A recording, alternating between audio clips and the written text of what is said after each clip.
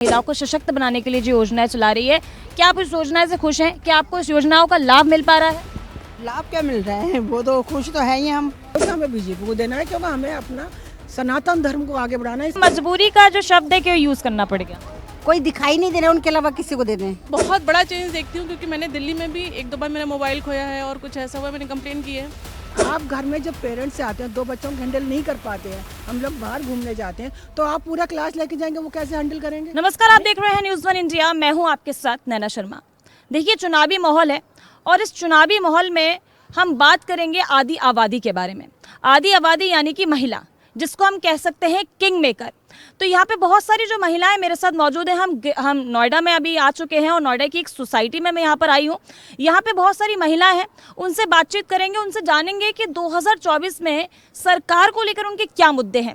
जब ये मतदान करने जाएंगी तो क्या मुद्दे लेकर मतदान करेंगी, क्या क्या उनके मुद्दे हैं, क्या क्या सरकार से चाहती हैं और क्या क्या इनकी शिकायतें हैं। तो आदि आबादी से आज हम बात करेंगे। बहुत सारी महिलाएं यहाँ पे मौजूद है। सबसे मैं बात करना चाहूँगी, तो आपका क्या नाम है? मेरा नाम संध्या है मैम। आप यहाँ पे कितने साल से रह रही हैं? 3 से 4 साल। 3 से 4 साल से। क्या मुद्दा है आपका? पहले बात तो मुझे ये बताइए कि वोट किसे करेंगे 2024 में, किसकी सरकार चाहती हैं? ऑब्वियसली मोदी जी की। मैं तो अयोध्या से हूँ, तो अच्छा। कुछ मैटर ही नहीं बनता कि अयोध्या से हैं, तो अयोध्या में जो अभी मोदी जी ने जो किया है, राम मंदिर की स्थापना जो अभी हुई है, रामलला है, उसके बारे में पहले थोड़ी सी बात करेंगे।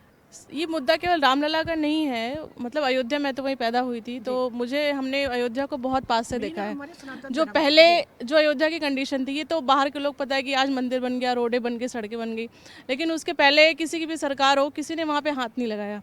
पब्लिक ट्रांसपोर्ट बिल्कुल नहीं था, कोई सेफ्टी नहीं थी, कुछ भी नहीं था। अब मंदिर बनने की वजह से वहाँ के जो लोग हैं उनको जॉब्स मिली हैं, वहाँ का इंफ्रा इम्प्रूव हुआ है। आज की डेट में कोई भी होटल, कोई भी, यहाँ तक कि एक टपरी वाला भी अच्छा खासा वहाँ पे आज कमा रहा है और बाहर के लोग भी आके कमा रहे हैं। और इससे बड़े बदलाव से आपको लगता है कि महिलाओं के लिए कुछ हुआ है? जी बिल्कुल, मैं बिल्कुल आपको राइट एग्जांपल दूंगी। जस्ट 1 वीक पहले का मैंने अपना अभी नया घर सेटअप किया था। वहाँ पे मैंने कुछ फर्नीचर्स लिए थे, मतलब 1-1.5 लाख के। उसमें से कुछ डिस्प्यूट था, तो फर्नीचर वाले ने मेरे पैसे, मतलब ना सामान दिया, 30-40 हज़ार का सामान था और उसके पैसे भी वापस नहीं दिए। तो पहले मैं बहुत हेजिटेट कर रही थी कि मैं जाऊँ पुलिस कंप्लेन करूँ, ना करूँ, क्या करूँ, लेकिन 2 महीने हो गए, मेरे को रिस्पॉन्स नहीं मिला फर्नीचर वाले से। तो फिर मैंने जाके वहाँ पे महिला थाने में कंप्लेन करी। उन्होंने मुझे एसआई के पास भेजा। तुरंत उन्होंने, जहाँ का वो फर्नीचर वाला था, वहाँ के चौकी इंचार्ज ने मेरी शिकायत दर्ज की और 2 घंटे के अंदर, आप बिलीव नहीं करेंगी, मेरे अकाउंट में मेरे पैसे थे। और उसके बाद चौकी से 3 दिन बाद मेरे से फॉलोअप भी हुआ कि मैम जो आपने कंप्लेन करी थी वो रिजॉल्व हुई कि नहीं हुई और क्या एक्शन लिया गया।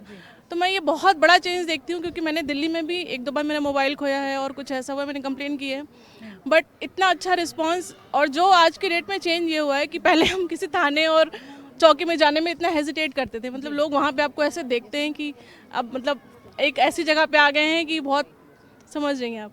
बट मैं वहाँ पे 2 चौकी में गई और अब महिलाओं की सुरक्षा को लेकर बहुत बदलाव आपने महसूस किया है। और इतना मतलब सुपर स्पीड में एक्शन होता है। यूपी का तो मैं आपको 100% बोल सकती हूँ कि आई एम जस्ट भुक्तभोगी। 1 हफ्ते पहले की बात है, तो डेफिनेटली चेंज हुआ है। लेकिन हाँ, जैसे कि मैम ने बोला या सबने बोला, एजुकेशन सेक्टर, क्योंकि नोएडा और एनसीआर में इसका बहुत लूट है। हम लोग 10,000-12,000 रुपये नर्सरी केजी के बच्चों की फीस देते हैं, उसके बदले में हमें क्या मिलता है?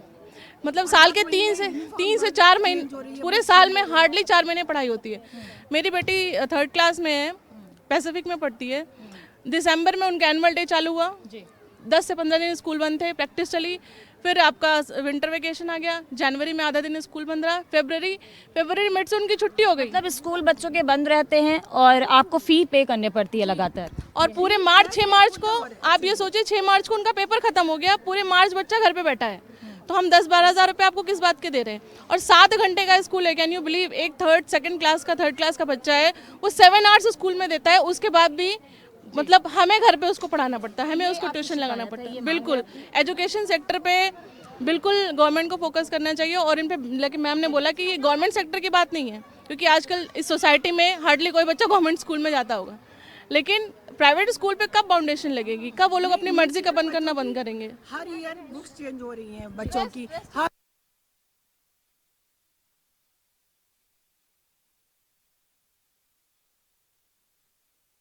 पेरेंट्स पे कितना लोड पड़ रहा है इस चीज़ का। मेन पॉइंट वो है कि आज की डेट में पेरेंट्स के 2 बच्चे हैं, तो उसके लिए एक बच्चे के लिए आप आउट में घुमाने जा रहे हो बच्चों को, ये करने आज 4th या 5th क्लास का बच्चा आप बोलते हो सो दुबई लेके जाएंगे, तो दुबई आप कैसे लेके जाएंगे? सिर्फ पैसे ही तो लेंगे। आज एक 10 या 12 ईयर का बच्चा आप बाहर लेके जाएंगे, कैसे लेके जाएंगे उसे आउट ऑफ कंट्री?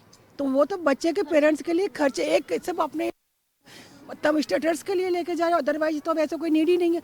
आप घर में जब पेरेंट्स से आते हैं, 2 बच्चों को हैंडल नहीं कर पाते हैं, हम लोग बाहर घूमने जाते हैं, तो आप पूरा क्लास लेके जाएंगे, वो कैसे हैंडल करेंगे? नहीं कर पाते। तो इसमें गवर्नमेंट जरूरी है। मैं आपके पास आती हूँ। आपको क्या लगता है कि मौजूदा सरकार जो महिलाओं के लिए योजनाएं चला रही है, महिलाओं को सशक्त बनाने के लिए जो योजनाएं चला रही है, क्या आप इस योजना से खुश हैं? क्या आपको इस योजनाओं का लाभ मिल पा रहा है? लाभ क्या मिल रहे हैं, वो तो खुश तो है ही हम कि महिला सब जगह में सुरक्षित है। नहीं तो पहले आने जाने में ही बस में जाओ, मेट्रो में जाओ, डर लगा रहता था कि कोई ना कोई कुछ ना कुछ। अब तो है, देखा जाए तो ये जो सरकार है, ये जो महंगाई है ये बढ़ रही है, और बच्चों का ये जो स्कूल, मेन तो स्कूल का ही मुद्दा है। शिक्षा बात करें तो बहुत ऐसे मिडिल क्लास लोग पढ़ाने बहुत मुश्किल हो रहा है हमारे लिए, तो फीस बच्चे सेकंड के बच्चों की फीस 12-12 हज़ार जा रही है, फिर बुक्स चेंज है, सब हर साल 10% का इंक्रीमेंट भी है, मतलब हर साल 10% बढ़ता है। स्कूलों के वालों के लिए 12,000 है तो अगले महीने 13-14। तो देखिए, क्या आपके जो प्रत्याशी हैं जो इस बार कुछ हॉस्पिटलों में भी इनको थोड़ा वो करना चाहिए, प्राइवेट हॉस्पिटल में चल जाओ। प्रत्याशी जी जो हैं, जो इस बार प्रत्याशी खड़े हुए हैं आपके, क्या कभी उन्होंने यहाँ राउंड लगाया, कभी आपसे आपकी समस्याओं के बारे में पूछा है? मैं असल में अभी नोएडा से आई हूँ, तो आपको लगता है कि प्रत्याशी के कभी यहाँ पर आए हैं, जिन जो खड़े हैं बीजेपी की तरफ से, इस पर महेश शर्मा जी, कभी उन्होंने यहाँ पे राउंड लगाया हो, कभी आपसे पूछा हो कोई समस्या आपकी? आपसे तो हमारे भी खूब पूरे आते थे। इधर नहीं आए ग्रेटर नोएडा। नहीं, नोएडा में मैं तो सेक्टर 20 में ही रहती थी, पास में रहते, तो बहुत आते थे 20 सेक्टर में। नहीं वो ऊपर जाती है, ठीक है, ठीक है, जगह मुझे मेन चीज़ है कि हमारी प्रॉब्लम ये है कि अभी जो है अभी ये चुनाव हुआ, उसके बाद यहाँ कोई नेता नहीं आया। अभी तो 2-4 लोगों से मिला लिया, तब तक हमारी प्रॉब्लम्स आप नहीं सुनेंगे, तब तक आपके पास कैसे मेरी मतलब जो आखिरी चुनाव जो हुआ है उसके बाद कोई आपके पास नहीं आया? नहीं, कोई ऐसा नहीं आया जिसने हमारी जैसे आज ये मीटिंग करके जो प्रॉब्लम सुन रहे हैं, वैसे आज तक कोई नहीं सुनी। तो हम कैसे बताएंगे? क्योंकि हम मेन चीज़ है, जेंट्स तो बाहर बैठ के कर ले, हम लेडीज़ की जो प्रॉब्लम तो वो लेडीज़ की हम किससे बोलेंगे? आप हमारे लिए क्या कर रहे हैं? हम वोट तब भी हम आपको दे रहे हैं क्योंकि हमें बीजेपी को देना है, क्योंकि हमें अपना सनातन धर्म को आगे बढ़ाना है, सनातन धर्म के लिए हमें देना, बीजेपी को दे। लेकिन जो फैसिलिटी, जो सेफ्टी, जो हम लोगों को चाहिए, वो हमारे पास कहाँ अवेलेबल है? कहीं से भी अवेलेबल नहीं हो रही है या नहीं है? तो वो चीज़ आप आए, तो जैसे आज आपने ग्रुप मीटिंग की है, तो आपको कम से कम एटलीस्ट 6 मंथ पे, मंथली पॉसिबल भी नहीं है और ना हम रिक्वायरमेंट्स करते हैं, 6 मंथ पे आप प्रॉब्लम्स हम लोगों की आके सुनो और उस चीज़ को आप कोशिश करो कि भाई हम लोग के साथ क्या प्रॉब्लम्स हो रही हैं। तो वो चीज़ है, जैसे अब यहाँ अब रोड बन गई चलो, लेकिन यहाँ जैसे कन्वेंस के लिए हम लोगों को कन्वेंस कोई है ही नहीं यहाँ पे, कन्वेंस की दिक्कत बहुत बड़ी प्रॉब्लम, क्योंकि लेडीज अपनी वो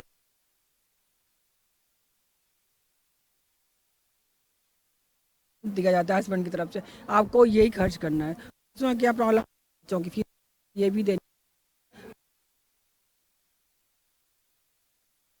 उसका वो चेंज करना है, यूनिफॉर्म चेंज करनी है बच्चों की। और तो गवर्नमेंट स्कूल के अलावा जब आप 70 सेक्टर भी के अंडर में आता है, ऐसा नहीं आता है, तो आप प्राइवेट सेक्टर को भी रोकेंगे और रोकना चाहिए पैसा का। सेकंड ये है कि हम सनातन बस हाथ उठा के गाते हैं, वो नहीं। हमारा मेन धर्म संस्कृत जिस नाम से पहचानी जाती है, आज बीजेपी को आए 10 साल हो गए, लेकिन हमारी संस्कृत कहाँ है जिससे सारी लैंग्वेज, कोई कंपलसरी नहीं है, कोई कंपलसरी नहीं है। जिस संस्कृत नेचुरली है, जब आप पढ़ाओगे नहीं तो इंटरेस्ट कैसे आएगा? जिस लैंग्वेज से सारी लैंग्वेज निकली हैं, आज वर्ल्ड भी यही नहीं जान पाया संस्कृत तो और क्या भरा हुआ, समझ भी नहीं पाया। और वही लैंग्वेज हमारी गाँव में तो फ्रेंच सिखा रहे हो, कोरियन सिखा रहे हो, क्यों भाई? 1 साल में क्या सिखा लोगे? हमारा बच्चा इंडिया में रह रहा है तो इंडिया हमारी उस वो लैंग्वेज सिखाओ ना। लेकिन योगी जी कहते हैं कि शिक्षा व्यवस्था में बहुत बड़े बड़े बदलाव किए गए हैं, बच्चों के कोर्सेज में बहुत बड़े बदलाव किए गए हैं, शिक्षा पहले की तरह अब नहीं रही है। नहीं, वो नेचुरली नो डाउट, लेकिन मेन पॉइंट उन्होंने जो किया वो बहुत कुछ चेंज भी किया है, लेकिन मेन मुद्दा हमारा संस्कृत है। हमारी धरोहर जो है क्या है, हमारे जो रामायण है, भागवत, हमें जो मुसलमानों के फालतू के जो पढ़ाए जा रहे हैं, और जो हमारी हिस्ट्री रॉन्ग है, राइट है ही नहीं, वो हमें क्यों पढ़ाई जा रही, वो चेंज करो। और योगी जी नहीं, हम तो कहते हैं जहाँ जहाँ आपकी गवर्नमेंट है वहाँ आप चेंज करो। यदि आप अभी नहीं कर पाए तो कब कर पाओगे भाई, जब आपकी गवर्नमेंट है तब नहीं कर पाई तो कब कर पाओगे। तो ये हमें चेंज लाना, क्योंकि अकेला हम सनातन मंदिर बनवाए बहुत अच्छी बात है, मंदिर लेकिन हमारी लैंग्वेज भी तो वो सनातन धर्म की होनी चाहिए ना, संस्कृत हमारी धर्म मतलब होनी चाहिए। हमारा बच्चों को हम संस्कृत में पढ़ाए नहीं भाई, ये तुम पढ़ो, इससे हमारा धर्म आगे बढ़ेगा, या हमारा रामायण का ही पेज पढ़ो इससे धर्म। तो हमें वो चीज़ बच्चों के हमारे बच्चे हैं अभी है, बड़े बच्चे हैं, आप उनसे कहते पूजा कर दो, उनका सर दुखने लगता है पूजा के नाम से, नहीं करना, क्योंकि हमने पढ़ाया ही नहीं है। तो वो कहाँ से पढ़ेंगे, मॉम डांस में है तब बच्चों टोपी लगाए नमाज पढ़ लेंगे, लेकिन हमारे देखिए ऐसा होता है ना कि देश बदल रहा है, वो योगी जी हुए, मोदी जी हुए, अपने सूबे के लोगों को बदलने की कोशिश कर सकते हैं, लेकिन घर का जो बच्चा है या घर में जो बच्चा, उनको माँ बाप ही संस्कार दे सकते हैं, या घर का माहौल जो है वो बदलाव ला सकता है। से आज की डेट में ज़्यादा संस्कार स्कूल देते हैं। उसका रीजन क्या होता है, बच्चे से कहो कि आ से आम नहीं, आ से इमली होती, तो वो कहेगा नहीं मेरी मैम ने कहा इमली ही होती है, वो आम नहीं बोलेगा। उनके लिए मैम जो है राइट है, मदर रॉन्ग है। मेन चीज़ है मदर रॉन्ग है और टीचर है, तो इसलिए ये चीज़ स्कूल के लिए होना। हम लोग संस्कार देते हैं, सुबह उठो ये करो, वो हम लोग का फर्ज है जो घर के अंदर के हैं, क्योंकि वो सिर्फ माँ देती है तो वो माँ की बात मान। शिक्षा को लेकर है, शिक्षा में बदलाव होना बहुत जरूरी है, बहुत ज़्यादा जरूरी है। क्योंकि देखिए इस बार मोदी जी आ गए, चलो 5-10 साल चेंज फिर आएगा, लेकिन यदि हमने अभी नहीं कर पाए तो हो सकता है आने वाले समय में हमारा जो अस्तित्व मिट जाए। लेकिन हम इस चीज़ को बच्चों के जो कहते हैं नस में डाल देंगे ना, तो वो अस्तित्व हमारा कभी नहीं बदल पाएगा। हमें मेन चीज़ है, हमारा मेन मुद्दा है, एक तो बच्चों की जो है पढ़ाई के लिए हर पेरेंट्स परेशान है, उसका नेचुरली है। आज कितना ही पैसा हो, लेकिन प्रॉब्लम्स तो सबके साथ में ही है ना। आज इतनी स्कूल की फीस जा रही है, ये जा रही है, वो जा रही है, क्यों जा रही है?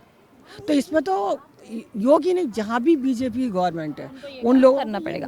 आपका क्या मुद्दा है इसके अलावा? नहीं आप वोट किसको देने वाली हैं? नहीं दूंगी तो मैं बीजेपी जाएगा, सारे बीजेपी बीजेपी को पीढ़ी से उसी में चला। इस वजह से देंगे। कोई बदलाव आपने देखा इन 10 सालों में कि बदलाव है इसलिए आप बीजेपी को वोट देना चाहती हैं, या फिर अगर आप बीजेपी ही चाहती हैं आगे तो इसलिए रखना चाहती हैं? नहीं मतलब ये है कि शांति बहुत है हमारे इलाके में। जैसे यूपी में पहले बहुत ज़्यादा वो था, तो योगी के होने से गुंडागर्दी थी और नेतागिरी ज़्यादा थी, तो बहुत शांति हो गई है। मैं हरिद्वार से हूँ, तो इसलिए सब अच्छा लगता है। और अब बच्चे तो बड़े हो गए हैं, अब उनके बच्चे होंगे तो वो सोचेंगे, अब मेरा सोचने का हाँ जी, तो आप यहीं से हैं? नाम क्या है आपका? तो आप कितने सालों से यहाँ रहती हैं? 5 ईयर। 5 ईयर। तो किसको वोट देने वाली हैं? वोट के लिए तो ऑप्शन ही नहीं मिलता है, कोई किसको दे। तो आप अगर अभी वोट जो देंगी तो मजबूरी देनी पड़ेगी बीजेपी को। मजबूरी में बीजेपी। अच्छा कोई हो तो अच्छा, ये मजबूरी का जो शब्द है क्यों यूज करना पड़ेगा? कोई दिखाई नहीं दे रहा, उनके अलावा किसी को दे दें, उनसे बेटर कोई और होना। कोई बदलाव नहीं लगता, या आपको लगता नहीं है कि अगर ये सरकार रहेगी तो आपको ये सारी सुविधाएं, क्योंकि महिलाओं के लिए बीजेपी सरकार ने बहुत सारी सुविधाएं दी हैं, बहुत सारी योजनाएं आपको दी हैं, तो इस वजह से नहीं आती हैं, सब लोअर क्लास में आती हैं या आरक्षण वालों को आती हैं, सब हम मिडिल क्लास वाले पिस जाते हैं। हाँ, हम तो टैक्स ही भरते हैं, हम कहीं से भी कोई सुखी नहीं है। सरकार की तरफ से हमारा कोई भी राइट है ही नहीं, हम तो यहाँ अपने सेफ बैठे हैं। मतलब सेफ्टी तो हुई है, लेकिन हम कितना जाते हैं बाहर, हमारे लिए कोई मायने नहीं रखता। तो आपके भी शिक्षा को लेकर शिकायत हाँ, है? शिक्षा को लेके बहुत ज़्यादा। मान लो किसी के 4 बच्चे हैं तो वो खिलाएगा या पढ़ाएगा या पहनाएगा, क्या करेगा भाई? ये बच्चे पढ़ेंगे भी प्राइवेट में तो अभी टॉर्चर हो रहे हैं, माँ बाप भी हो रहे हैं, और जब सर्विस मिलेगी तो अभी प्राइवेट, वहाँ भी काम दुगना, सैलरी कम, वहाँ भी टॉर्चर। ना तो हम लोगों को सरकारी नौकरी मिलती है, ना कोई सुविधा मिलती है।